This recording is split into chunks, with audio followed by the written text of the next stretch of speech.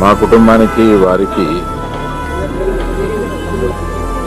మద్రాసు నుంచి కూడా బాగా సన్నిహితం.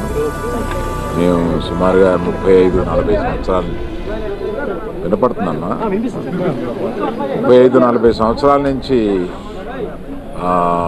మేము కుటుంబాలు కలిసి ఉండేవాళ్ళం. మా నాన్నగారికి ప్రత్యేకంగా కోట శ్రీనివాసరావు గారు అంటే చాలా ఇష్టం. వాళ్ళిద్దరూ కలిపి చాలా సినిమాలు నటించారు. నాకు కోట శ్రీనివాసరావు గారితో ప్రొఫెషనల్ సాన్నిహిత్యం ఎప్పటి నుంచి అంటే రౌడీ అల్లుడులో చాలా మంచి పాత్ర చేశారు ఆయన. ఆ పాత్ర పోషించిన దగ్గర నుంచి ఆయనకి కూడా కెరీర్లో ఒక మంచిది రావడమే కాకుండా సినిమా కూడా బాగా పోయింది. ఆయనతో ఇప్పుడు చాలా టైం గడిపేవాళ్ళం. ఆయనతో టైం గడిపితే తెలియదు. చాలా సరదాగా చాలా చలుక్తులు వేసి చాలా బాగా మాట్లాడతారు ఆయన.